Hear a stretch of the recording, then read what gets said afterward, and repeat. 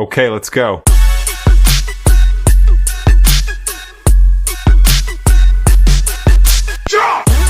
I would like to order an orange juice, please. Hugo? Are you all right? You sound like my first desktop computer trying to read a spreadsheet. I'm fine, Maria. I was just practicing my textbook robot impression. You know, the one where I say everything perfectly, but I sound like a GPS that's lost its satellite connection? Well, you certainly captured the technical accuracy of a machine. But I suspect our students are tired of sounding like they were programmed in a lab. Exactly. Because in the real world, nobody talks like that. If I go to a coffee shop and say, I would like an apple juice, the barista is going to look at me like I'm from Mars. Precisely. And that is exactly what we are fixing today. Welcome back to Mrs. English Interactive. I am Maria, your structure specialist. And I'm Hugo, your communication coach. Today, we're tackling the biggest wall that intermediate learners hit, the plateau where you know all the words, you know all the rules, but you still feel, well, like my robotic intro. It is a fascinating psychological and linguistic phenomenon. Many of you are at the B1 or B2 level. You can write a formal essay with ease, yet when you speak, there is a lack of what we call connected speech.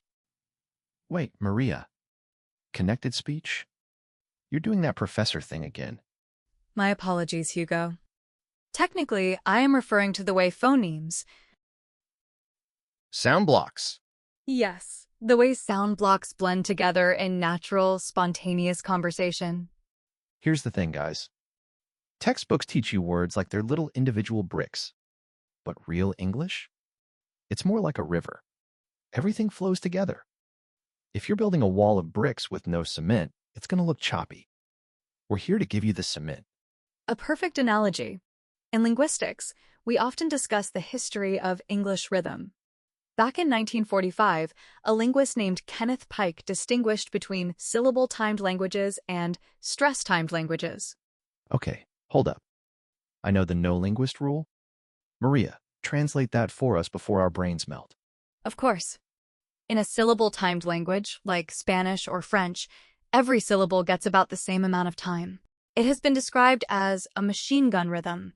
Ta-ta-ta-ta-ta. Fast and steady. Precisely. But English is stress-timed. We only give time to the important words, the content words. Everything else gets squished. This has been called a Morse code rhythm. Morse code. Like a telegraph. Long, short, short, long. Dit-da-dit. That's why English sounds so musical to some and so messy to others. If you try to give every word the same amount of time, you end up sounding robotic. Exactly. You're trying to play a Morse code song on a machine gun instrument. It just doesn't work. The reason this is so difficult for our stuck intermediates is that your brain is still trying to monitor every individual rule. You are worried about the why, which creates what we call grammar anxiety. You are so focused on not making a mistake that you stop the flow of the air. And if you stop the air, you stop the connection. Think about it like this, and this is a modern mirror for you. Connected speech is like the autocorrect on your phone. It smooths out the rough edges so the message gets through faster.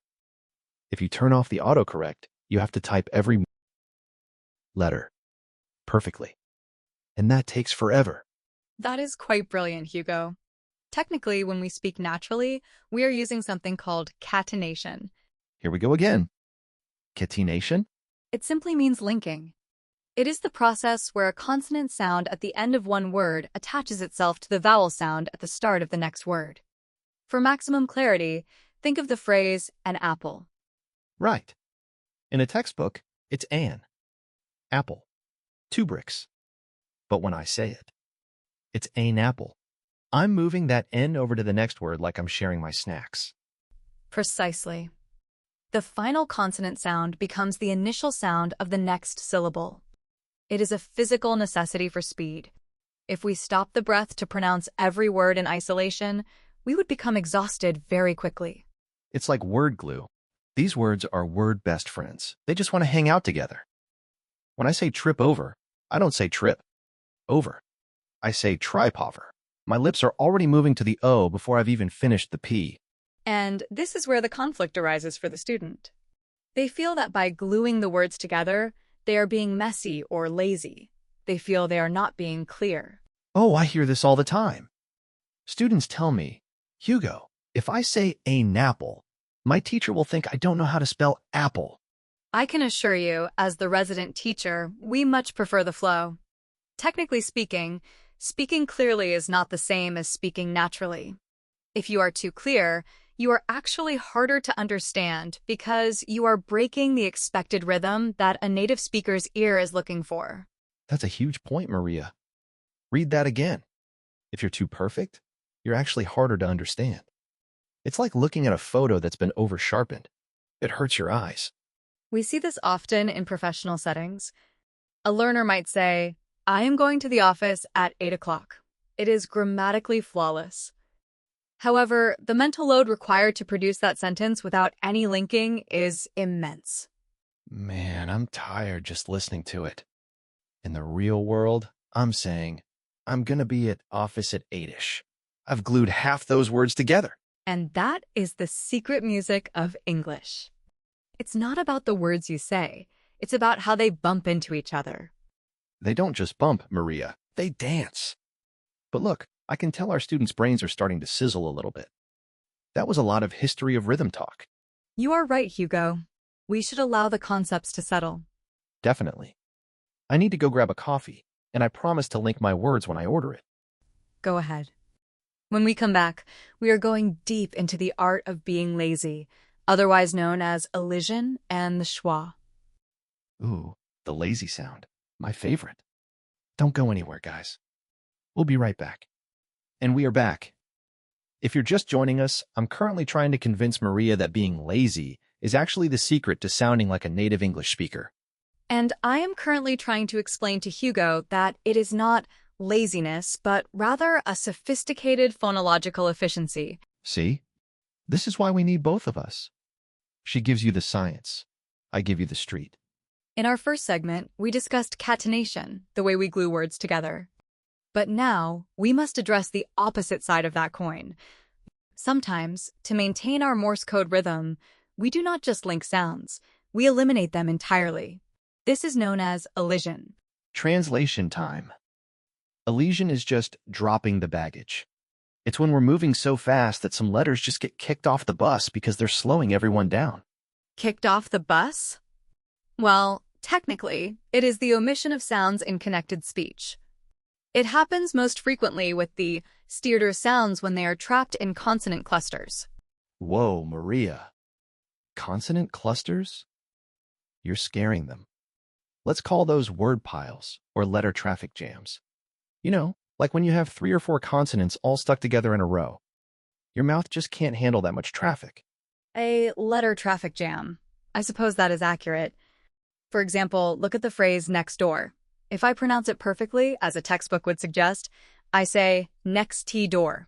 But my tongue has to stop, reset, and then start again to make that T sound.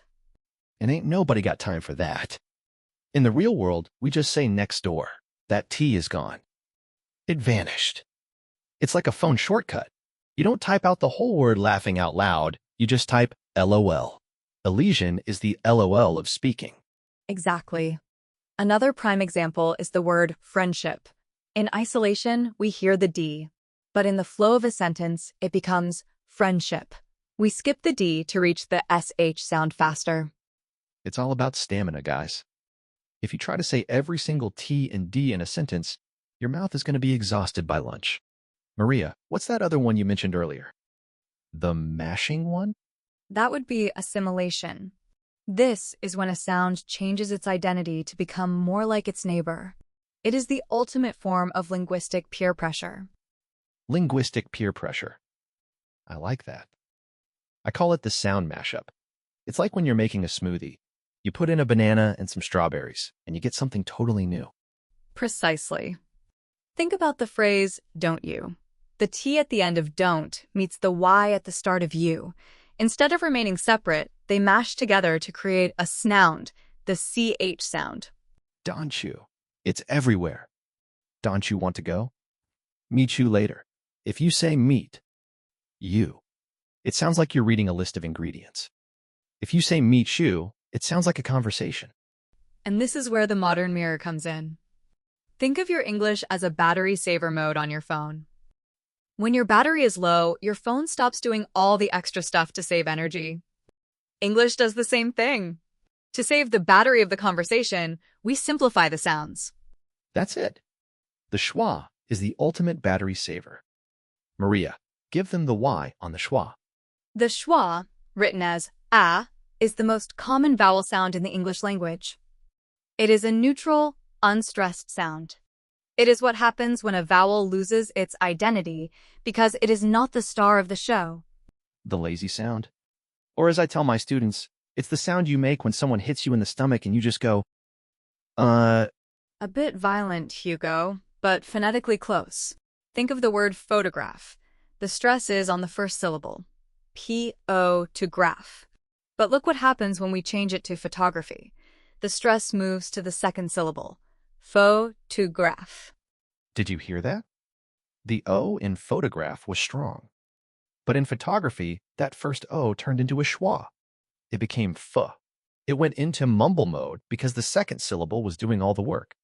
This is the Morse code rhythm we mentioned. The stressed syllables are the long dashes, the da, and the schwa syllables are the short dots, the dit. And this is the secret rule that textbooks usually hide from you. They show you A-P-P-L-E and tell you to say every letter. But if you do that, you'll never get the music right. You have to learn which letters to mumble so the important ones can shine. It's a balance of power. If every syllable is powerful, no syllable is powerful. I know your brain might be hurting right now. You're thinking, Hugo, you're telling me I should be messy? Yes, that's exactly what I'm saying. Natural English is perfectly messy. It is a controlled chaos. And for our intermediate learners, this is the hardest bridge to cross. You have spent years being graded on how clear you are. Now, we are telling you that to reach the advanced level, you must embrace the blur. Embrace the blur. I love that. It's like moving from a drawing made with a sharp pencil to a beautiful oil painting where the colors bleed into each other. Speaking of paintings, I think we have covered the theoretical canvas for today. But we haven't yet discussed how this changes depending on who you are talking to. Oh, you mean the vibe check? Yeah, we got to talk about the 2026 register. Because how I talk to you, Maria, is definitely not how I talk when I'm aura farming on social media. I still don't entirely understand what aura farming is, but I'm sure you'll explain it after the break. You bet. All right, guys, take a breath. Stretch your mouth muscles. We're going to come back and put all this word glue and lazy sounding into a real-world test. We will see you in a moment. We're back, and I've got a secret. Maria actually knows what aura means now. I merely did a quick research dive into the current 2026 digital lexicon, Hugo. It is quite fascinating how aura has shifted from a mystical concept to a metric for social coolness. See? She's a natural. All right, guys, we've talked about the sound glue, catenation, and we've talked about the lazy sound, the schwa. Now it's time for the ultimate test, the real-world register switch. Here's the thing. Most of you sound the same whether you're talking to your boss on a Zoom call or talking to your best friend at a bar. That is a major intermediate plateau mistake. Precisely. In linguistics, we call this register. It is the scale of formality you use based on your environment. And in 2026, the gap between professional English and social English is wider than ever. It's the LinkedIn versus TikTok rule. On LinkedIn, Maria's world, you're wearing the suit. You're being precise.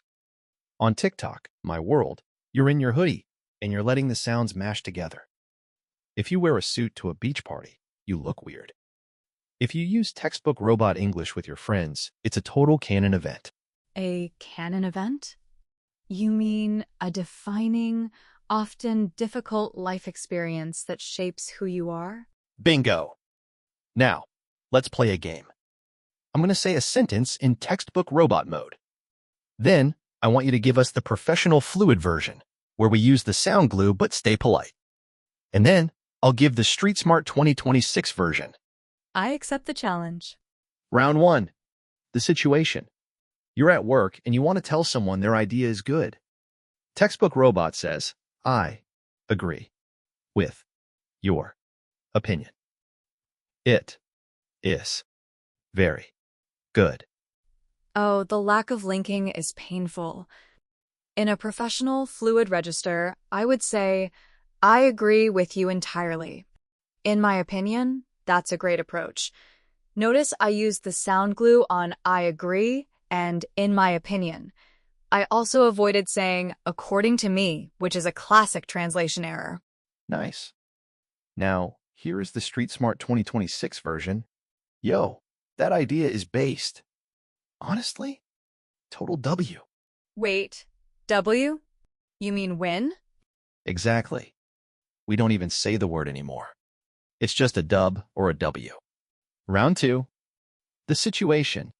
You're exhausted after a long day of work. Textbook robot says, I am very tired. I want tie. Go. Tie. Of. In the professional fluid register, we still use contractions. I'd say, I'm absolutely exhausted. I'm gonna head home and rest. Notice it's a reduction of going to that even professionals use in 2026 to sound human. And the Street Smart version? Guys, I'm 404 coded. I'm totally crashing out. I need to go bed rot for 12 hours. 404 coded? Because your brain is not found like a broken website? That is actually quite a clever metaphor. It's the vibe, Maria. It's the vibe.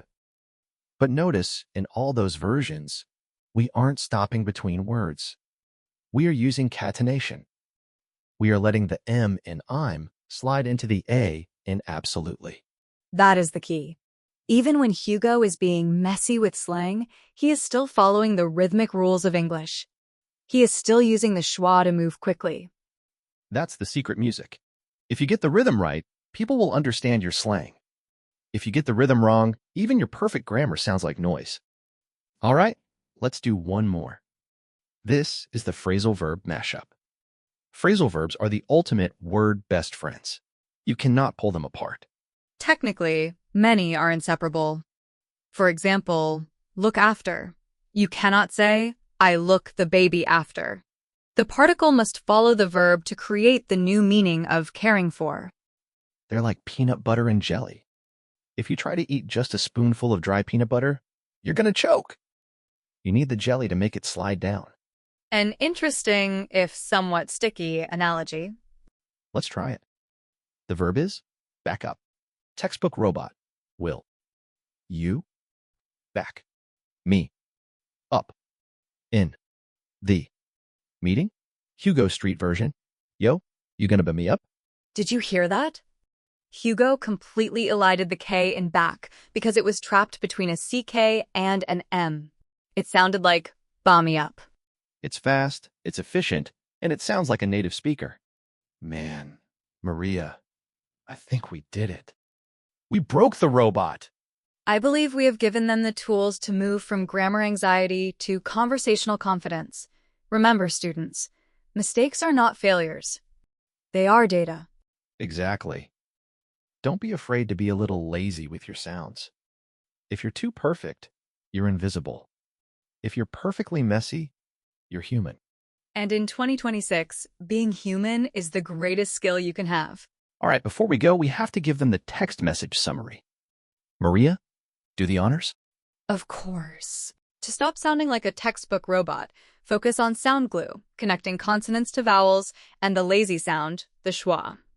Don't try to be clear. Try to be fluid. Professional English uses contractions. Street English uses slang, but both use the same Morse code rhythm. Done. Boom. Put that in your notes and practice it while you're ordering your next coffee. Thank you for joining us on this deep dive. I am Maria. And I'm Hugo. We'll see you in the next one. Pop off, everyone. Did I use pop off correctly? Perfect, Maria. 10 out of 10. Aura. Visual. Fade to black with the misses. English interactive logo, and social media handles.